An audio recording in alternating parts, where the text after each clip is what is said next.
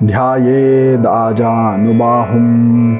धृतशरधनुषं बद्धपद्मासनस्थं पीतं वासो वसानं नवकमलदलस्पर्धिनेत्रं प्रसन्नं वामाङ्कारूढसीता मुखकमलमिलल्लोचनं नीरदाभं नानालङ्कारदीप्तं दधतमुरुजटा मंडनम रामचंद्रम। नमस्कार दोस्तों, बहुत सारे लोग ये कहते हैं कि हम विष्णु सहस्त्रनाम स्तोत्र पढ़ना तो चाहते हैं, लेकिन ये बहुत मुश्किल है और हम इतना लंबा स्तोत्र पढ़ नहीं पाते हैं। तो क्या ऐसा कुछ है जो श्री विष्णु सहस्त्रनाम स्तोत्र का ही फल हमें दे, लेकिन जो सरल हो और उससे छोटा हो? तो आज हम बात करने वाले हैं श्री राम रक्षा स्तोत्र के बारे में। राम रक्षा स्तोत्र जो है, इसके बारे में आप नॉर्थ इंडिया, महाराष्ट्र विशेष करके बहुत सारे लोग इसके बारे में आपको बताएंगे। बहुत सारे लोग इसका पाठ करते हैं। ये जो स्तोत्र है, ऐसा कहते हैं कि ये श्री विष्णु सहस्त्रनाम के तुल्य है बिल्कुल, और इसकी रचना की है बुध कौशिक ऋषि ने। बुध कौशिक ऋषि ऐसा कहते हैं कि ये एक और नाम है दूसरा फॉर विश्वामित्र ऋषि। तो जो श्री विश्वामित्र ऋषि थे वो पहले कौशिक राजा हुआ करते थे, तो इसीलिए ये भी माना जाता है कि बुध कौशिक ऋषि जो है वो विश्वामित्र नाम पढ़ने से पहले उनका नाम था, या उनका ही दूसरा एक नाम है इत्यादि। अलग अलग थियरीज हैं। तो बुध कौशिक ऋषि हो सकता है कि विश्वामित्र ऋषि ही हों, तो उन्होंने इसकी रचना की है। और यहाँ पर अनुष्टुप छंद में ही ये स्तोत्र भी बनाया गया है, बिल्कुल उस तरीके से जैसे विष्णु सहस्त्रनाम स्तोत्र बनाया गया है। और छंदों में राजा माना गया है ये छंद, यानी अनुष्टुप छंद। तो क्योंकि हमारे यहाँ पर बहुत सारे बड़े बड़े स्तोत्र और मंत्र इसी छंद में उनकी रचना हुई है, इसीलिए अनुष्टुप छंद बहुत ही इम्पॉर्टेंट माना गया है। और हनुमान जी जो हैं वो भी इस स्तोत्र को सपोर्ट करते हैं एक तरीके से, या आप कह सकते हैं कि हनुमान जी की जो शक्ति है वो इस स्तोत्र की पूरी शक्ति को अनलॉक करने के लिए आपके पास होना ज़रूरी है। कैसे करेंगे अनलॉक, वो भी जानेंगे आज। तो ये जो है श्री राम रक्षा स्तोत्र, ये आपको विष्णु सहस्त्रनाम के पूरे फल दिलाता है। और इसके बारे में इसी स्तोत्र में आखिर में अगर आप जाते हैं तो आप इसी स्तोत्र में पाएंगे कि ऐसा लिखा गया है। ये जो स्तोत्र है इसके अंदर हैं केवल 38 श्लोक, केवल 38। जो विष्णु सहस्त्रनाम स्तोत्र है उसमें 108 श्लोक आते हैं और इसमें केवल 38 श्लोक आते हैं। तो यहाँ पर पहले तो आप समझ जाइए कि ये काफ़ी छोटा है, विष्णु सहस्त्रनाम के आधे से भी कम इसकी लेंथ है। ठीक है। अब 38वां जो श्लोक है ये बड़ा रोचक है और इसके पीछे कहानी है। तो एक बार भगवान शिव जो हैं वो माता पार्वती के लिए इंतज़ार कर रहे हैं भोजन करने के लिए। भोजन जो है सामने रखा हुआ है, भोजन की थाली सजी हुई है, भोजन ठंडा हो रहा है, और इसीलिए भगवान शिव चाहते हैं कि जल्द से जल्द माता पार्वती आएं और वो दोनों साथ में भोजन करें। तो इसीलिए वो माता पार्वती को बुलाते हैं और माता पार्वती कहती हैं कि मैं इसलिए नहीं आ पा रही हूँ क्योंकि मैं विष्णु सहस्त्रनाम स्तोत्र का पाठ कर रही हूँ, और जब तक ये विष्णु सहस्त्रनाम स्तोत्र ख़त्म नहीं होता तब तक मैं नहीं आ सकती भोजन करने के लिए। तो भगवान शिव थोड़ी देर के लिए इंतज़ार करते हैं, फिर थोड़ी देर बाद वो वापस बुलाते हैं माता पार्वती को, और पार्वती जी फिर से कहते हैं कि अभी तक विष्णु सहस्त्रनाम पूरा नहीं हुआ है और इसीलिए मैं नहीं आ सकती हूँ। तो यहाँ पर जो है भगवान शिव ने माता पार्वती को क्या कहा वो राम रक्षा के 38वें श्लोक में आप पढ़ सकते हैं। राम रामेति रामेति रमे रामे मनोरमे सहस्रनाम तत्तुल्यम राम नाम वरानने। तो ये यहाँ पर उन्होंने कहा, यानी कि जो श्री राम का नाम है वो अगर तुम जपती हो तो बिल्कुल उसी प्रकार के फल तुमको मिलेंगे जैसे 1000 नाम श्री विष्णु के आप लेने के बाद आपको फल मिलेगा। तो इसका ये भी मतलब निकलता है कि श्री राम रक्षा स्तोत्र का पाठ करने से जो फल आपको मिलता है वो फल समान है विष्णु सहस्त्रनाम स्तोत्र के बराबर है। और यहाँ तक कि श्री राम का सिर्फ नाम भी ले लेते हैं आप, श्री राम जय जय राम, या श्री राम श्री राम श्री राम, तो ये भी समान माना गया है विष्णु सहस्त्र नाम के। ऐसा शिव जी कह रहे हैं पार्वती जी को। और ये जो मंत्र है इसको एक तरीके से राम तारक मंत्र भी कहा गया है। तो कुछ लोग ये कहते हैं कि यहाँ पर आपको सिर्फ राम रामेति रमे रामे मनोरमे, ये जो है ये मंत्र है। तो यहाँ पर सिर्फ आप श्री लगा सकते हैं स्टार्टिंग में और बोल सकते हैं श्री राम राम रामेति रमे रामे मनोरमे, श्री राम राम रामेति रमे रामे मनोरमे। तो ये भी एक राम तारक मंत्र कहलाएगा। तो ये भी एक अलग से मंत्र माना जा सकता है। और यहाँ पर दुस्वप्न निवारण के लिए, यानी कि बुरे सपनों से मुक्ति पाने के लिए, और विष्णु सहस्त्रनाम के सब्स्टिट्यूट के तौर पर अच्छे आरोग्य की प्राप्ति के लिए आप इस राम तारक मंत्र का जाप भी कर सकते हैं। शत्रु पीड़ा से मुक्ति पाने के लिए भी इसका आप जाप कर सकते हैं। और राम रक्षा स्तोत्र में जितने भी श्लोक आ रहे हैं वो इंडिपेंडेंटली अपने आप में भी एक मंत्र की तरह ही काम करते हैं। तो यहाँ पर अलग अलग जगह पे अलग अलग मंत्रों का प्रयोग, अलग अलग श्लोकों का प्रयोग आप मंत्रों की तरह कर सकते हैं। इसमें से जो सबसे फेमस है वो मैं आपको यहाँ पर बता रहा हूँ। और ये जो मंत्र है, ये जो श्लोक है, ये बिल्कुल ऐसा है कि आपके जीवन के सांसारिक जितने भी दुख हैं, आदि व्याधि उपाधि, सबके ऊपर ये रामबाण इलाज है, ऐसा माना जाता है। तो ये क्या है? आपदाम अपहर्तारम दातारम सर्वसंपदाम लोकाभिरामम श्रीरामम भूयो भूयो नमाम्यहम। तो यहाँ पर सारी आपदा हरने के लिए श्री राम की प्रार्थना की गई है और सारी संपदा देने वाले, इस प्रकार से उनकी स्तुति भी की गई है। तो इसीलिए यहाँ पर ये जो सिर्फ एक मंत्र है, यानी कि अगर आप राम रक्षा स्तोत्र नहीं पढ़ सकते और केवल ये मंत्र भी पढ़ लेते हैं, आपदाम अपहर्तारम दातारम सर्वसंपदाम लोकाभिरामम श्री रामम भूयो भूयो नमाम्यहम, अगर सिर्फ ये भी पढ़ लेते हैं तो आपको इससे बहुत अच्छा लाभ मिलता है। और एक यहाँ पर कमाल की बात यह है कि अगर आप राम रक्षा स्तोत्र के संपुटित पाठ करना चाहते हैं, तो संपुटित का मतलब होता है कि उस स्तोत्र के पहले और बाद में इस श्लोक का या मंत्र का या बीजाक्षर का उच्चारण किया जाता है, तो उसको संपुटित कहते हैं हम। अब राम रक्षा स्तोत्र के 38 जो श्लोक हैं, अगर आप चाहें तो हर श्लोक से पहले और हर श्लोक के बाद में आप इसको बोल सकते हैं, आपदाम अपहर्तारम दातारम सर्वसंपदाम लोकाभिरामम श्रीरामम भूयो भूयो नमाम्यहम। ये जो है ये हर श्लोक के पहले और बाद में एक एक बार अगर आप बोलते हैं और इस प्रकार से श्री राम रक्षा स्तोत्र का पाठ करते हैं, तो एक बहुत बड़े गुरुजन थे जिनको मैंने खुद सुना है, और मेरे जो नाना जी थे अग्निहोत्री, उनसे भी मैंने ये सुना है कि अगर आप इस प्रकार से इसका पाठ करते हैं तो किसी भी प्रकार की मानसिक व्याधि या जैसे भूत पिशाच प्रेत इत्यादि के बारे में बात होती है, तो ये सारी चीज़ों से भी आपकी रक्षा होती है। अगर किसी ने आपके ऊपर तंत्र प्रयोग, मंत्र प्रयोग, किसी भी तरह का प्रयोग किया है, ऐसा आपको लगता है, तो उससे मुक्ति के लिए भी ये एक बढ़िया इसका उपाय है। उसके साथ साथ इंटरेस्टिंग बात यह है कि जैसे बृहत पराशर होरा शास्त्र में हर अवतार को उन्होंने एक ग्रह के साथ कनेक्ट किया हुआ है, तो इसमें जो सूर्य ग्रह से कनेक्टेड अवतार है वो है श्री राम। और जो राम नाम है, वैसे तो आपको लगता होगा कि राम एक नाम है, लेकिन राम एक बीजाक्षर भी है और इसीलिए उसका प्रयोग यहाँ पर होता है। और जो राम बीजाक्षर है या रम बीजाक्षर है वो सूर्य ग्रह का बीजाक्षर माना जाता है। तो इसीलिए जब हम श्री राम कहते हैं तो हम एक तरीके से सूर्य भगवान की पूजा भी कर रहे हैं।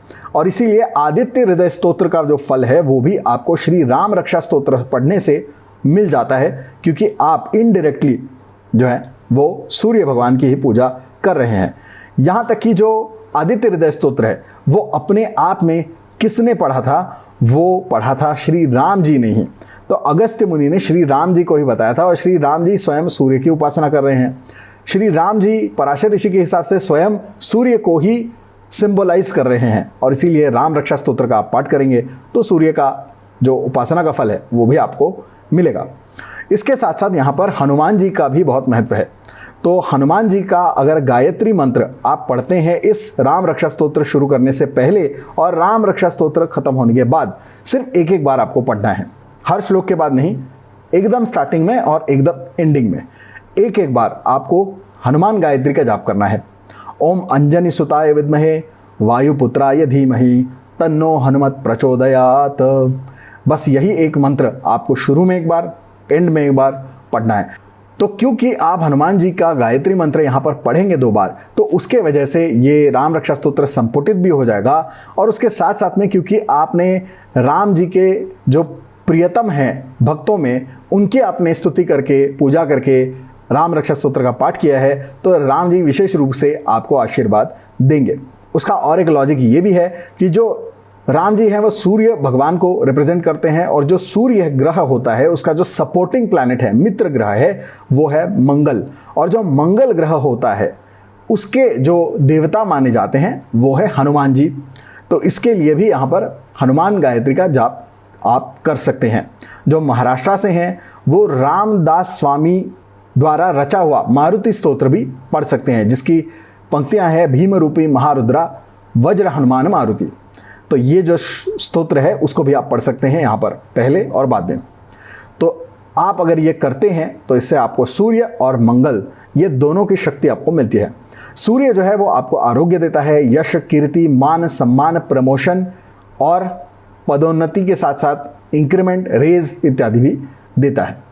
और जो मंगल है वो युद्ध में संग्राम में शत्रुओं के ऊपर आपको विजय प्राप्त करवाता है और शरीर को बलवान बनाने में, सेहत को अच्छा करने में भी आपकी मदद करता है।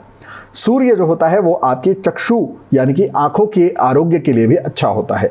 तो क्योंकि यहाँ पर राम जी बिल्कुल धनुर्धारी हैं तो उसके लिए जो है निशाना भी तेज होना ज़रूरी है, जिसके लिए आंखें शार्प होना ज़रूरी है। और सूर्य भगवान की अगर आप उपासना करते हैं तो आपकी आंखें जो हैं उनके लिए भी आपको मदद मिलती है। तो सूर्य और मंगल से जो जो फायदे आपको होते हैं कुंडली में वो सारे आपको राम रक्षा स्तोत्र के पाठ से, और उसके पहले अगर आप हनुमान जी का स्मरण करते हैं हनुमान गायत्री से या मारुति स्तोत्र से तो आपको उससे भी लाभ होता है। अगर आप ये दोनों नहीं कर सकते तो हनुमान चालीसा का भी पाठ आप कर सकते हैं, लेकिन वो काफ़ी बड़ा हो जाएगा क्योंकि हनुमान चालीसा आप में काफ़ी बढ़िया है, तो पहले और बाद में पढ़ने में काफ़ी टाइम निकल जाएगा। तो हनुमान जी का स्मरण करेंगे तो सूर्य और मंगल दोनों का ही आपको अच्छा परिणाम यहाँ पर मिलेगा। और क्योंकि सूर्य और मंगल की शक्ति बढ़ रही है आपके लिए तो उसके वजह से आपके कुंडली में जो भी दोष है शनि के वजह से और केतु की वजह से और बुध ग्रह के वजह से वो सारे के सारे सॉल्व होने शुरू हो जाएंगे। इसी के साथ साथ ऐसा माना जाता है कि अगर आप श्री राम रक्षा स्तोत्र के 121 बार पाठ करते हैं तो उससे आपकी कुंडली का जो प्रथम भाव है वो शुद्ध हो जाता है।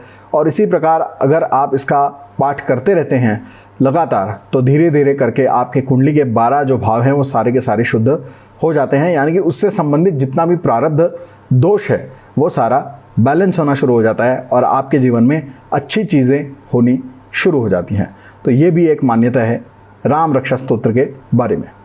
अब इसकी रचना के बारे में एक रोचक कहानी यहाँ पर यह है कि बुद्ध कौशिक ऋषि जो हैं उन्होंने इसको लिखा तो है लेकिन वो इसके रचयिता नहीं हैं। इसके जो रचयिता हैं वो ऐसा माना जाता है कि बुद्ध कौशिक ऋषि या विश्वामित्र ऋषि उनके सपने में शिवजी स्वयं आए और शिवजी ने ये राम रक्षा स्तोत्र उनको सपने में सुनाया और जब वो उठे तो उन्होंने उसको वर्बेटिम वैसे का वैसा लिख दिया। तो इसके जो रचयिता हैं वो स्वयं भगवान शिवजी हैं। और शिवजी जो हैं आपको पता ही होगा कि समुद्र मंथन में जब हलाहल विष निकला तो शिवजी ने हलाहल को धारण किया और जब उनको हलाहल विष से तकलीफ हुई तो उसके बाद राम नाम के वजह से ही वो हलाहल विष को पचा सके। तो शिवजी जो हैं वो राम नाम के बहुत बड़े प्रचारक भी हैं, साधक भी हैं और इसीलिए राम रक्षा स्तोत्र का पाठ आपको ज़रूर करना चाहिए क्योंकि ये जो स्तोत्र है वो स्वयं शिवजी ने रचा है। तो इसकी महिमा कोई साधारण महिमा नहीं है। कई साल पहले मैं और एक गुरुजन से मिला था, उन्होंने मुझे ये कहा था कि जो राम रक्षा स्तोत्र है वो बच्चों को अवश्य पढ़ना चाहिए और उसका रीज़न उन्होंने ये बताया था कि जब बच्चे इसको पढ़ते हैं तो राम रक्षा स्तोत्र एक बुद्धि के टॉनिक के तरह होता है, यानी कि जो भी राम रक्षा स्तोत्र का पाठ करता है उसकी मेमोरी, उसकी स्मृति और उसका इंटेलेक्ट IQ ये जो है वो बढ़ना शुरू हो जाता है और धीरे धीरे इनका जो एकेडमिक परफॉर्मेंस है इन बच्चों का वो इम्प्रूव होता चला जाता है।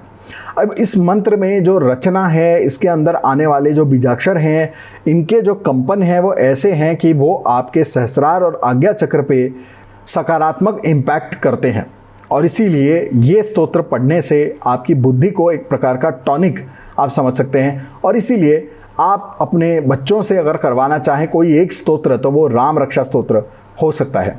बहुत सारे लोग ऐसे भी होते हैं कि जो बहुत डरपोक होते हैं, किसी न किसी तरह का फोबिया उनके अंदर होता है, तो उन सब के लिए भी राम रक्षा स्तोत्र बहुत अच्छा और लाभदायक होता है। राम रक्षा स्तोत्र को पढ़ने का या उसका अनुष्ठान शुरू करने के लिए अगर कोई विशेष आपको तिथि या दिन चाहिए तो वो होता है राम नवमी। राम नवमी जो है वो बहुत ऑस्पिशियस है राम रक्षा स्तोत्र शुरू करने के लिए, और उससे भी ज़्यादा अगर आप उसको और ज़्यादा चार्ज करना चाहते हैं तो फिर आपको जो गुड़ी पाड़वा होता है, यानी कि हिंदू न्यू ईयर होता है, गुड़ी पाड़वा महाराष्ट्र में मनाया जाता है, उसी वक्त आंध्र प्रदेश और कर्नाटक में उगादी मनाया जाता है, और ये जो है आपको यूजुअली मार्च के महीने में ये त्यौहार मनाए जाते हैं। तो उस वक्त गुड़ी पाड़वा होता है और वहाँ से चैत्र नवरात्रि शुरू होती है, उसको बसंत नवरात्रि भी कहते हैं। तो नॉर्थ इंडिया में उस वक्त देवी माँ के 9 रूप और उनकी पूजा की जाती है, और महाराष्ट्र में या जो रामदासी संप्रदाय से हैं या वैष्णव हैं वो लोग उसको राम नवरात्रि कहते हैं और श्री राम की पूजा और उपासना करते हैं। तो उन 9 दिनों में भी आप अनुष्ठान कर सकते हैं श्री राम रक्षा स्तोत्र का। जैसा मैंने कहा 121 बार अगर आप पढ़ते हैं तो उसका आपको ज़रूर लाभ मिलेगा। अगर आप उससे ज़्यादा बार पढ़ना चाहते हैं, 1200 बार पढ़ना चाहते हैं, तो वो भी आप कर सकते हैं उन 9 दिनों में। तो वो 9 दिन यानी कि गुड़ी पाड़वा से लेकर राम नवरात्रि ख़त्म होने तक, यानी कि राम नवमी के दिन तक आप इसको कर सकते हैं, और इसके बाद आप पूरा साल रोज़ एक बार भी इसको पढ़ते रहेंगे तो आपको उसका बहुत अच्छा लाभ मिलेगा। क्योंकि ये जो राम नवरात्रि में आप इतनी बार इसको पढ़ेंगे तो उससे ये स्तोत्र आपके लिए सिद्ध हो जाएगा, जिसके कारण आगे फिर एक बार पढ़ने से भी ये आपको बहुत अच्छे प्रभाव देना शुरू कर देगा। तो दोस्तों ये था आज का हमारा वीडियो, जिसमें हमने जाना कि राम रक्षा स्तोत्र क्या है, कैसा पढ़ना चाहिए, और इसके पीछे की कहानी क्या है, और इसका महत्व क्या है, और इसके अंदर के कुछ मंत्र भी हमने जाने। तो ये जो राम रक्षा स्तोत्र है इसका पाठ आपको अवश्य करना चाहिए, और विशेष करके जिनको अभी शनि, बुध और केतु ग्रह से संबंधित कोई भी समस्या है उन सभी को विशेष करके राम रक्षा स्तोत्र का पाठ करना चाहिए। साथ ही साथ में गंडमूल नक्षत्र जिनका है, यानी कि आपका नक्षत्र अगर बुध या केतु ग्रह का है, यानी कि अश्विनी नक्षत्र, मघा नक्षत्र, मूल नक्षत्र, उसके बाद अश्लेषा नक्षत्र, रेवती नक्षत्र और ज्येष्ठा नक्षत्र, अगर ये आपका नक्षत्र है, जन्म नक्षत्र, तो उसके लिए आपको राम रक्षा स्तोत्र का पाठ ज़रूर करना चाहिए। क्योंकि उन नक्षत्रों से जो भी समस्याएं आती हैं उन सभी को काटने के लिए श्री राम आपको मदद कर सकते हैं। तो राम रक्षा स्तोत्र का पाठ करिए और उन सारे दोषों से मुक्ति पाइए। तो उम्मीद करता हूं कि आज का वीडियो आपको पसंद आया होगा, और ऐसे ही वीडियोस अगर आप देखना चाहते हैं तो इस वीडियो को लाइक करो, ज़्यादा से ज़्यादा लोगों के साथ शेयर करो, चैनल को सब्सक्राइब करो, बेल आइकन को प्रेस करो, हो सके तो पेड मेंबर बनो चैनल के, ताकि और बढ़िया क्वालिटी का कंटेंट मैं आपको दे सकूं।